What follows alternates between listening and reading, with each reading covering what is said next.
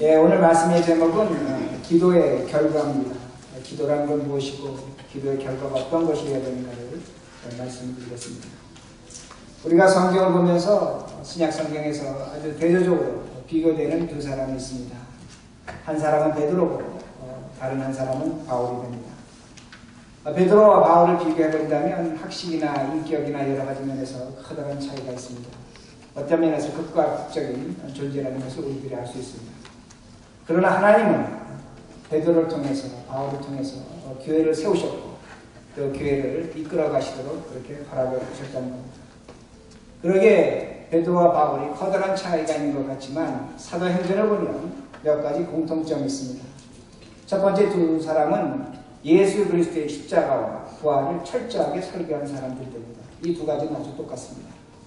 그리고 기적과 능력의 면에서도 성령이 똑같이 역사하셨기 때문에 베드로와 바울은 안진뱅이를 일으켰습니다.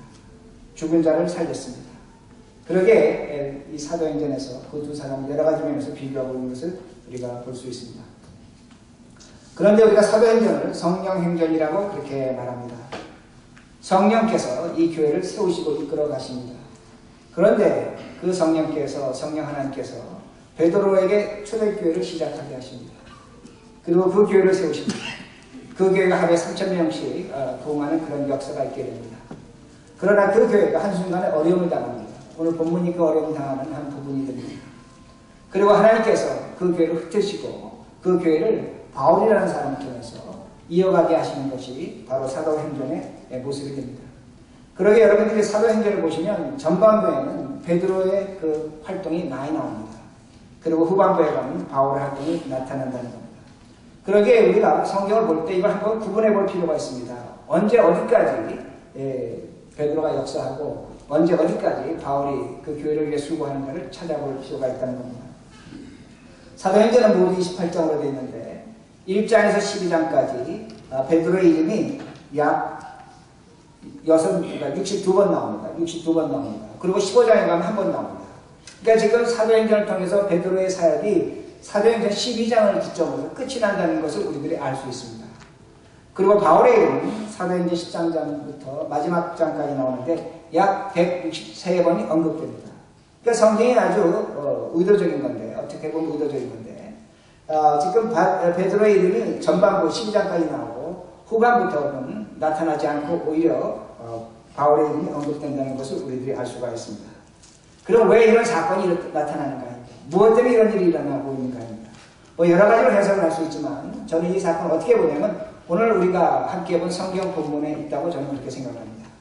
12장에 있는 그 베드로의 그 감옥의 사건하고 또한 16장에 가면 바울이 감옥에 갇힌 사건이 나타납니다. 두 사람 다 똑같이 감옥에 갇혔습니다. 둘 다 복음을 전하다가 고난을 당하는 겁니다. 감옥에 갇혔습니다. 둘 다 똑같이 하나님께서 기적과 능력을 베풀어 주셔서 벗어났습니다. 근데 커다란 차이가 나타납니다. 어떤 차이가 나타나냐면 12장에서는 그 감옥을 지키던 사람들이 제 생각에는 10명에서 20명이 죽었습니다. 베드로는 살아났는데 그 감옥을 지키던 자들은 죽었다는 겁니다. 근데 16장에 가면 바울도 감옥에 갇혔습니다. 그 감옥에서 벗어났습니다. 근데 그 감옥을 지키는 간수는 구원을 받았습니다. 생명을 얻었다는 겁니다. 죽지 않았다는 겁니다. 그러면 이 두 가지 사건을 우리가 놓고 비교해 볼 때 하나님께서 이 지금 사도행전을 통해서 어떻게 역사하시는가를 우리가 구분할 수 있다는 말씀입니다. 이 두 가지 사건의 특징은 뭐냐면 기도라는 것이 있다는 겁니다. 기도라는 것이 있다는 겁니다. 그러기에 이 기도라는 것을 어떻게 하는가에 따라서 우리의 인생이 나도 살고 너도 사는 겁니다. 우리가 기도를 어떻게 하는가에 따라 나만은 살 수 있습니다. 그러기에 여러분들이 먼저 오해하시면 안 됩니다. 베드로가 그럼 사역을 잘못했는가 보다 그렇게 생각하시면 절대로 안 됩니다. 베드로는 죽을 때까지 순교 당할 때까지 그는 충실하게 주님의 종으로서 사역을 했습니다. 그러나 사도행전은 오늘 우리에게 기도라는 사건을 통해서 우리들이 과연 어떻게 기도해야 될 것인가를 분명하게 뚜렷하게 가르쳐 줍니다. 오늘 우리가 기도할 수 있다는 것은 하나님의 은혜적인 사건입니다. 믿는 자만이 기도하는 겁니다. 기도는 우리의 특권입니다. 세상 사람이 갖지 못한 것입니다. 우리가 기도함으로 하나님이 주시는 위로와 능력을 받을 수 있습니다. 기도함으로 말미암아 세상에서 해낼 수 없는 것을 우리는 하나님으로부터 얻어낼 수 있다는 말씀입니다. 그러기에 기도는 굉장히 귀중한 것입니다. 우리에게 주어진 고귀한 것이라는 겁니다.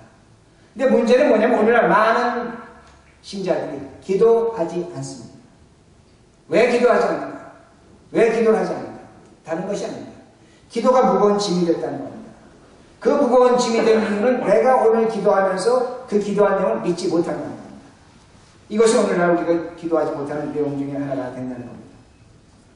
여러분 기억하시겠지만 지난 주일날 우리가 교회에서 수요 예배하고 토요 예배에 대해서 간단하게 설문조사했습니다. 그런데 이제 우리가 이 조사 자료를 저하고 김경태 목사님하고 이렇게 조사하면서 아주 놀라운 것을 발견했습니다. 여러분들이 지금 가장 교회에 원하시는 것 중에 하나가 뭐냐면 성경 공부입니다. 성경 공부입니다. 그리고 기도에 대한 내용이었습니다. 이 두 가지를 여러분이 지금 가장 많이 교회에 요구하고 있습니다. 여러분의 삶 속에서 여러분의 기도가 어떤 것일 줄 압니다. 기도해야 된다는 그 강박관념도 있습니다. 그러나 오늘 우리는 기도하지 못하고 기도 위의 짐으로 자리 잡고 있다는 겁니다. 그러나 오늘 여러분들이 이 말씀을 들으시고 여러분의 기도의 방법이 달라져야 합니다. 변화되어야 합니다. 그렇다면 여러분들은 오늘 이 말씀을 통해서 하나님의 그 신비한 능력과 은혜를 얼마든지 체험할 수 있다는 말씀입니다. 오늘 성경 말씀의 배경은 먼저 베드로는 다른 것이 아닙니다. 당시 헤롯 왕이 분봉왕 헤롯이 주님의 제자 중에 하나인 야고보를 죽였습니다. 그냥 한번 죽여본 겁니다. 죽여봤는데 당시에 유대교에 있던 유대인들이 너무나 좋아하는 겁니다. 너무나 기뻐하는 겁니다. 당시 유대교에 있던 유대인들은 예수 믿는 유대인들을 미워했습니다. 그러다 보니까 이 분봉왕 헤롯이 그럼 내가 하나를 더 죽여야겠다. 누구를 죽일까 생각하다가 지금 베드로를 잡아들인 겁니다. 베드로가 지금 죽기 일보 직전이라는 겁니다. 사형당하기 전날밤입니다. 성경을 보면 베드로의 좌우 양편에 간수들이 누워 있습니다. 그리고 세 줄로 서로 몸을 묶었다고 그렇게 기록하고 있습니다. 베드로는 죽는 겁니다. 도망가지 못하는 겁니다. 그 누구도 구하지 못한다는 겁니다. 5절 말씀, 이런 말씀이 있습니다. 이제 성경 좀 피시기 바랍니다. 5절 말씀. 제가 했습니다. 이에 베드로는 옥에 갇혔고 교회는 그 뒤에 간절히 하나님께 기도하다. 베드로가 감옥에 있을 때 교회는 간절히 베드로에 서 기도하고 있다고 성경은 말씀하고 있습니다. 근데 여러분들이 먼저 한 가지 생각하셔야 됩니다. 어떤 생각을 하셔야 되냐면 야고보가 감옥에 갇혔을 때 과연 교인들이 기도했겠는가? 기도했습니다. 그렇죠? 네, 분명히 했습니다. 그때 교인들이 기도했습니다. 그런데 야고보는 순교당했습니다. 죽었다는 겁니다. 그러면 지금 그들의 경험으로 볼 때 이 사건이 기적이 일어나기 전에 교인들은 어떻게 생각했을까? 기도하지만 베드로도 100% 죽을 거라고 합니다. 순교당할 것이라는 겁니다. 100% 죽을 것이라는 겁니다. 순교당할 것이라는 겁니다. 왜? 이미 야고보가 죽었기 때문이다. 그러기에 그것을 지금 마음에 품고 기도한다는 말씀입니다. 여러분 아시겠지만 지난 목요일날 제가 우리 교회 어르신들 모시고 사과 따라갔습니다. 근데 제가 여러분 다 웃으시는데 제가 일주일부터 날씨를 체크했는데 비가 올 확률이 40%에서 60%는 80%가 됐습니다. 그러니까 교인들이 걱정하셨어요. 비 오는데 왜 가십니까? 저도 속으로 걱정된 것이 뭐냐면 나이 드신 분들 모시고 갔다가 비 맞으면 잘못된 감기 걸리시고 폐렴 걸리시면 저 너무나 걱정이 됐습니다. 그래서 저는 기도했습니다. 하나님 비가 오지 않게 해달라고 기도를 했습니다. 근데 계속 일기예보를 체크해보니까 비가 올 확률이 80%라는 것을 우리가 알 수 있었습니다. 그런데 제가 이렇게 이제 기도할 때 어떤 분이 이렇게 말씀하십니다. 목사님, 비가 80% 정도 온다는데 그 비 오지 않게 해달라는 것은 너무나 이기적인 것이 아닙니까? 기복적인 신앙이 아닙니까? 그렇게 말씀하십니다. 왜 그러냐면 그날 어떤 사람에게는 100% 비가 와야 됩니다. 우산 장소에는 비가 와야 된다는 겁니다. 그런데 우리는 비가 오지 않게 기도한다는 겁니다. 80% 정도의 그 확률이 나왔다면 기도하지 않는 것이 정상이 아니냐고 그렇게 생각하고 말할 수 있다는 겁니다. 그런데 저는 그렇게 생각하지 않습니다. 하나님은 전지전능하십니다. 우리 하나님은 사과밭에만 햇빛을 주시고 사과밭 주변에 비를 내리시지 않게 하시는 하나님입니다. 저는 그걸 믿습니다. 그러게 저는 기도합니다. 만약에 오늘 우리들이 어떠한 일을 한다고 할지라도 하나님의 영광이 된다면 여러분 무엇이든지 기도하시고 어떤 것이든지 기도하실 수 있습니다. 오늘도 내가 우산 장수로서 우산을 파는 일이 있다면 이것이 하나님께 영광이 된다면 여러분 무엇인지 놓고 기도하시고 비가 100% 온다고 할지라도 비가 오지 않게 하도록 기도하실 수 있는 겁니다. 이게 우리에게 주어진 특권이라는 겁니다. 여러분이 어떤 일이 생기시면 911에 전화하지 않습니까? 왜 전화합니까? 급하니까 전화하는 겁니다. 우리가 하나님께 무엇인지 기도할 수 있습니다.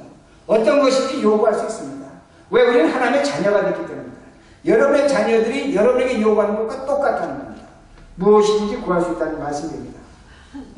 그런데 무엇이냐면 하나님의 주권이라는 겁니다. 하나님의 주권이라는 그 말씀입니다. 하나님의 주권에 따라서 비가 오시게 하는 겁니다.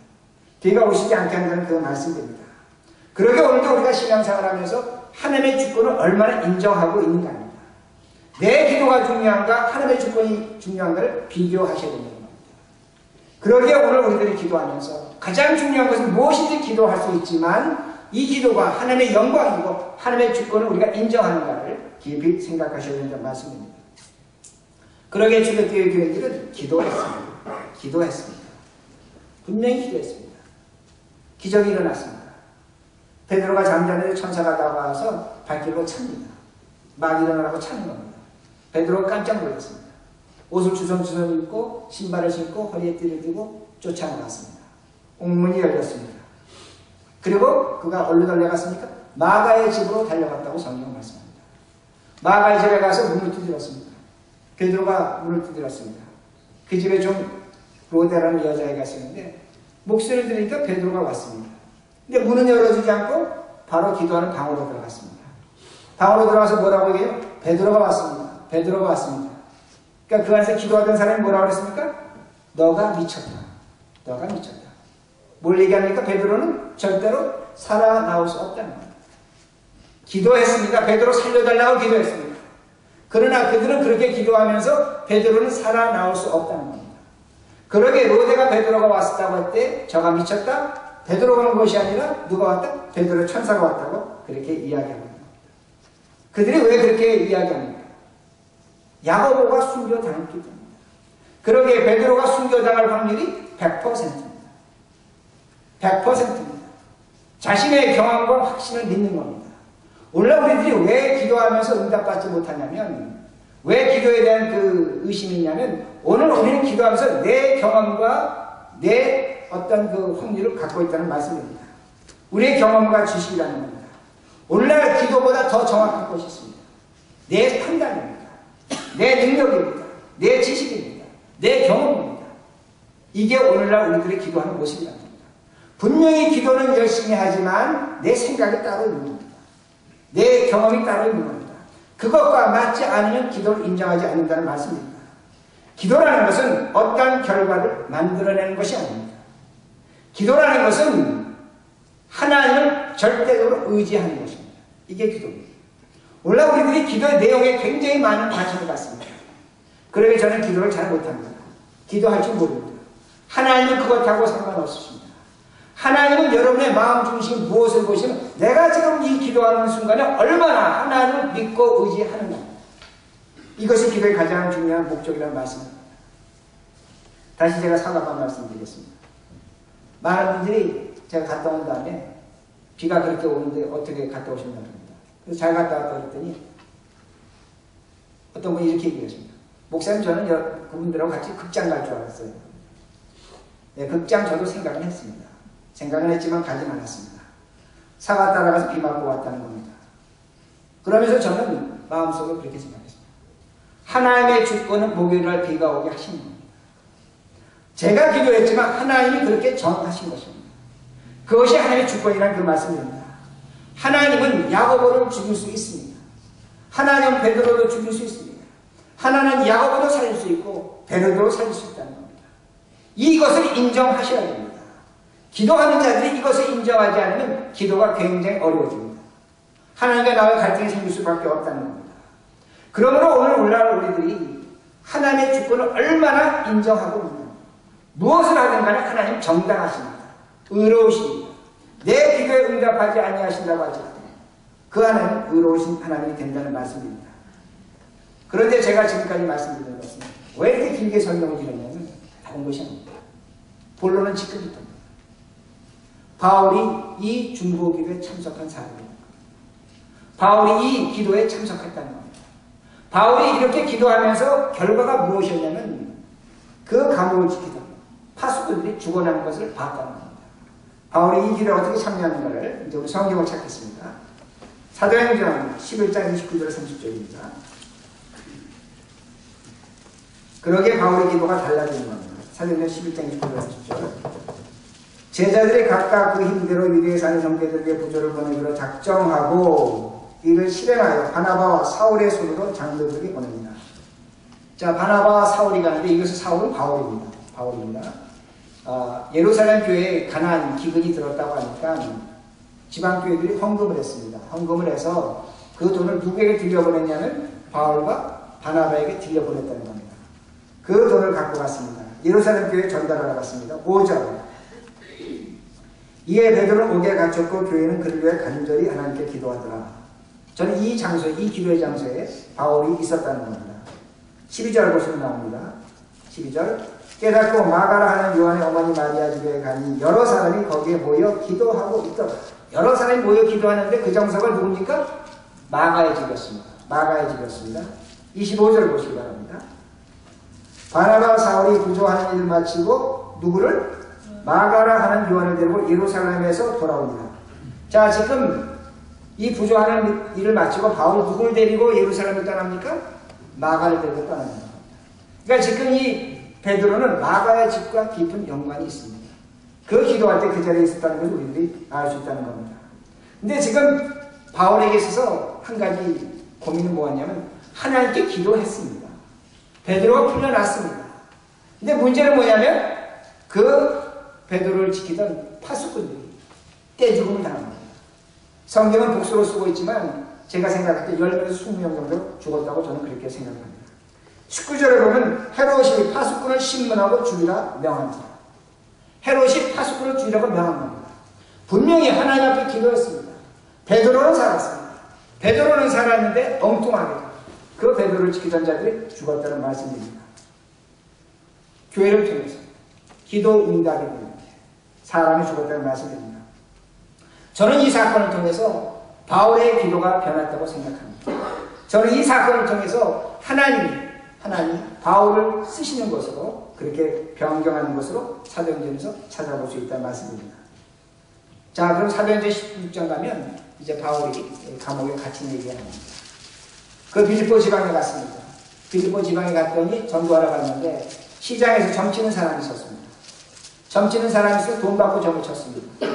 근데 이 점치는 사람이 사도 바울이 지나갈 때마다 뭐라고 잠깐만 얘기하냐면 저가 하나님의 영광을 짓는 자라 하나님을 찬송하리로다 이렇게 귀신 들린 자가 얘기하는 겁니다. 그러니까 바울이 아마 그걸 듣고 좀 힘들었던 것 같습니다. 그러니까 가서 그 귀신을 내어 쫓았습니다. 그러니까 귀신이 내어 쫓김을 당하니까 점을 더 이상 찾지 못합니다. 그러니까 그 점치는 자의 주인이 화가 난 겁니다. 돈이 수입이 끊어진 겁니다. 그래서 바울을 갖다가 고발했습니다. 법정에 고소 고발했습니다. 그런 다음에 지금 바울이 시큰배를 맞고 감옥에 갇히게 됩니다. 그리고 16절 25절 보시기 바랍니다. 16장 25절. 한밤중에 바울과 실라가 기도하고 하나님께 찬송하며 죄수들이 듣더라. 한밤중에 바울과 실라가 기도하고 뭘 했습니까? 하나님을 찬송하며 그런 다음에 죄수들이 들었다고 그렇게 성경을 말씀합니다. 저는 이 성경 말씀을 굉장히 바울의 의도적인 것으로 그렇게 보고 있습니다. 분명히 베드로도 기도했을 겁니다. 근데 베드로의 기도는 나타나고 있지 않습니다. 근데 성경은 지금 바울이 기도했는데 그 기도하고 찬양하고 찬송함에 누가 들었다고 말씀하냐면 죄수들이 들었다고 그렇게 말씀하고 있습니다. 누가 들었습니까? 간수들이 들은 겁니다. 옆에 있는 사람들이 들었다는 말씀드립니다. 왜 바울은 이렇게 남이 듣도록 기도하고 있는가? 바울은 다른 것이 아닙니다. 분명히 하나님의 주권으로 말미암아 내가 이 감옥에서 벗어날 수도 있다는 겁니다. 하나님의 주권으로 말미암아 나는 이 감옥에서 죽을 수도 있다는 겁니다. 그러나 오늘 내가 이 감옥에서 탈출한다면 누가 죽습니까? 간수가 죽는 겁니다. 간수가 죽는 겁니다. 이게 기도라는 겁니다. 기도라는 것은 오늘 나의 목적을 위해서 나의 소원을 위해서 여러분 100% 기도하셔야 됩니다. 그러나 진정한 기도, 오늘 바울을 통해서 우리에게 가르쳐주는 기도는 뭐냐면 오늘 내가 기도하지만 내 옆에 사람을 생각하며 기도하셔야 됩니다. 내 사랑하는 사람을 배려하며 기도하셔야 됩니다. 교회를 생각하며 기도해야 되죠. 다른 사람을 생각하며 기도해야 된다는 그 말씀입니다. 기도의 목적이 무엇이냐면 지금 바울은 바뀌었습니다. 나의 이익도 될 수 있지만 다른 사람의 이익을 동시적으로 생각하고 있다는 말씀입니다. 죽는 사람이 나타나면 안 된다는 겁니다. 그러기에 의도적으로 기도하고 있습니다. 찬양하고 있습니다. 그걸 옆에 사람들이 듣고 있다는 말씀입니다. 그럼 마지막으로 우리들이 어떻게 기도해야 됩니까? 어떻게 기도해야 됩니까? 그 질문이 나타납니다. 우리 주님께서 우리에게 기도하는 것을 가르쳐 주셨습니다. 그것이 바로 주기도문입니다. 여러분이 주기도문대로 기도하신다면 여러분도 살고 다른 사람도 삽니다. 이것이 주기도문이라는 말씀입니다. 제가 먼저 읽습니다. 하늘에 계신 우리 아버지여, 이름이 거룩히 여김을 받아오시며 나라에 임하오시며 뜻이 하늘에서 이룬 것 같이 땅에서도 이루어지리다. 주기도문의 거의 반의 내용이 뭐냐면 하나님을 찬양하는, 찬송하는 것입니다. 오늘 우리의 기도에서 가장 중요한 내용이 무엇이어야 되냐면 오늘 우리의 소원과 희망이 되어서는 안 됩니다. 기도의 가장 중요한 것은 하나님 찬양, 찬송, 영광 드리는 것입니다. 예수 그리스도의 십자가를 찬송하시기 바랍니다. 하나님이 오늘 우리에게 믿음 주신 것을 기뻐하시는 기도하시기 바랍니다. 우리에게 주어질 영원한 하늘나라와 생명을 생각하시면서 기도하시기 바랍니다. 이걸 성경인 주님께서 우리에게 가르쳐 줍니다. 주님은 우리에게 너희들이 기도할 때 이렇게 기도하라는 겁니다. 나를 생각하라는 겁니다. 하나님을 생각하라는 겁니다. 그리고 너희의 주님 믿음을 생각하라고 분명히 우리에게 말씀하십니다. 이 기도에 생명이 있는 겁니다. 이 기도에 기쁨이 있는 겁니다. 이 기도에 하나님의 위로가 나타난다는 말씀입니다. 문제는 뭐냐면 오늘날 우리는 이런 기도에 굉장히 익숙하지 않습니다. 죄송한 표현이지만 우리 한국교회가 갖고 있는 아주 특별한 현상입니다. 우리는 우리를 위해서, 우리 자신을 위해서, 우리 가족을 위해서 기도가 굉장히 소극적입니다. 그러나 우리 장로교회에 기도복이 있습니다. 우리 장로교회 기도복을 보면 개인에 대한 기도가 거의 없습니다. 공동체를 위한 기도, 교회를 위한 기도, 하나님의 영광을 위한 기도입니다. 가난하고 불쌍하고 병든 자를 위한 중보기도가 있습니다. 우리가 저는 에피스코팔 처치에 있습니다. 거기 유명한 커먼 프레이라는 책이 있습니다. 그 기도서를 봐도 기도문이 자기 자신을 위한 내용을 기도하는 것이 거의 없습니다. 모든 기도가 하나님의 영광과 찬송입니다. 영광과 찬송의 기도를 할 때에 거기에 기도에 힘이 있는 것이고 능력이 있는 것이고 거기에 하나님의 역사가 나타난다는 말씀입니다. 그러게 오늘도 우울한 일이 있습니다. 아픈 일이 있습니다. 가난한 것이 있습니다. 부부간에 문제가 있습니다. 속상한 것이 있습니다. 괴로운 것이 있습니다. 여러분이 그 문제 놓고 기도하지 마시고 주님이 가르쳐 주신 대로 기도하시고 하나님을 찬양하고 찬송하고 영광을 올려드리라는 말씀입니다. 거기에 하나님의 힘과 능력이 나타납니다. 그러게 다시 한번 제가 주기도문으로 돌아갑니다. 여러분이 주기도문을 보시면 우리 자신을 위한 기도는 한 구절입니다. 아주 짧습니다. 오늘날 우리에게 일용할 양식을 주옵시오. 이거 한 구절입니다. 그런데 그 기도문도 잘 보시고 오늘날 우리에게, 나에게가 아닙니다. 이 말씀의 의미는 뭐냐면 나에게 주어진 것이 이미 만족하다는 겁니다. 기쁘다는 겁니다. 내 것을 나눌 수 있다는 겁니다. 그러게 우리에게 일용할 양식이라고 그렇게 기도하고 있습니다. 하나님을 찬양할 때 주어지는 능력과 기도의 신비라는 겁니다. 그러게 우리의 기도가 짧아지는 겁니다. 그러게 다시 주기도문으로 돌아갑니다. 이제는 주기도문이 너와 나의 관계입니다. 우리가 우리에게 죄 지은 자를 사하여 준 것 같이 우리의 죄를 사하여 주시고 그리고 다시 하나님 찬양합니다. 우리를 시험에 들지 말게 하옵시고 다만 악에서 구하옵소서. 대개 나라와 권세와 영광이 아버지께 영원히 있사옵나이다. 이게 기도입니다. 이게 기도입니다. 오늘 우리들이 기도할 것 많이 있습니다. 여러분 많이 있는 걸 제가 압니다. 그러면서 우리 기도에 능력이 없습니다. 힘이 없습니다. 세상이 변하지 않았고 나도 변하지 않았고 기도해도 아무것도 변하지 않았습니다. 이유는 하나입니다. 하나님을 찬양하지 않습니다. 하나님으로 기뻐하지 않습니다. 감사하지 않습니다. 그러기에 오늘 성경에서 바울은 하나님께 기도하며 찬양했다고 말씀합니다. 그렇게 기도할 때 공문이 열렸습니다. 그 착고가 풀렸습니다. 그리고 어떤 일이 일어났습니까? 그 간수, 그 강도 직선자가 칼을 빼서 자격을 팔았다. 그러게 성경을 보여준 게 뭐냐면 바울의 첫 번째 한 말이 뭐냐면 죽지 말라는 겁니다. 우리가 도망가지 않았다는 겁니다. 그때 그 간수가 두려워 떨며 엎드립니다. 내가 어떻게 하면 구원을 받겠습니까? 그때 바울이 복음을 전합니다. 너와 내 집이 예수입니다. 그리고 구원받았습니다. 그리고 그 간수들이 그 바울을 끌고 가서 씻겼습니다. 그리고 온 가족이 구원받았다고 그렇게 말씀하고 있습니다. 그리고 성경 마지막을 보면 그 바울도 그 감옥에서 법적으로 해방됩니다. 그리고 그 간수도 살아나게 된다. 이게 하나님의 능력입니다. 기도라는 건 나만 사는 것이 아닙니다. 너도 살고 나도 산다는 것을 분명히 우리에게 보여줍니다. 그래서 기도할 때 여러분 조심하셔야 됩니다. 베드로도 바울도 마찬가지였습니다. 감옥에서 기도할 때 죽음의 공포가 찾아왔을 것입니다. 그러나 그 죽음의 공포에서 바울은 어떻게 기도합니까? 사탄에게 마귀에게 속지 않았다는 겁니다. 오늘도 우리가 기도할 때 우리를 억울하게 하는 사람이 있습니다. 나에게 고통을 주는 사람이 있습니다. 내 인생을 망쳐놓은 사람들이 있습니다. 나에게 시련을 주고 나에게 정말 뼈아픈 아픔을 주는 사람들이 있습니다. 우린 기도하다 보면 원망이 나옵니다. 슬픔이 나옵니다. 눈물이 나옵니다. 사탄은 이렇게 기도하게 합니다. 사탄이 이렇게 사람에게 원망과 아픔을 갖고 기도하게 합니다. 그리고 그 다음에 무엇으로 역사하냐면 사탄은 하나님을 원망하게 만듭니다. 그리고 믿음을 빼앗아간다는 말씀입니다. 기도하면서 원망과 시기와 질투가 사라지지 않습니다. 아픔이 사라지지 않습니다. 기도하지만 사탄의 권세에 놀아난다는 그 말씀입니다. 우린 절대로 그렇게 기도해서 안 됩니다. 여러분이 기도하십니다. 하나님을 찬양하셔야 합니다. 제가 아는 한 분은 찬양 중에 평생의 두통이 사라졌습니다. 평생의 두통이 사라졌습니다. 찬양의 감사의 하나님에 대한 영광에 하나님의 능력이 있다는 겁니다. 하나님의 사랑이 나타난다. 사랑은 악을 이기게 합니다. 사랑이라는 것은 승자와 패자가 합니다. 사랑이란 모든 것이 이기는 겁니다. 하나님도 이기고 나도 이기고 너도 이긴다는 그 말씀입니다. 이것이 기도입니다. 그러게 말씀을 전합니다. 여러분들이 지난번 안케이트에서 가장 필요한 것이 기도라고 말씀하셨습니다.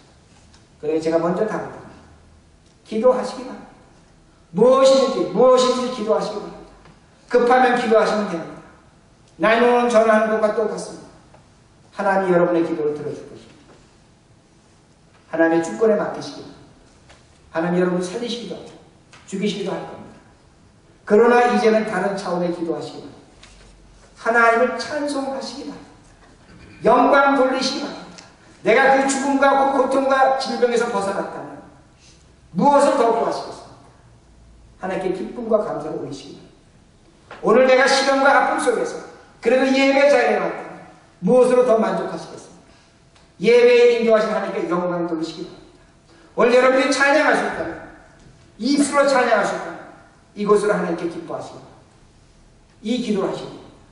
여기에 하나님의 신비가 있고 능력이 있고 거룩함이 있습니다.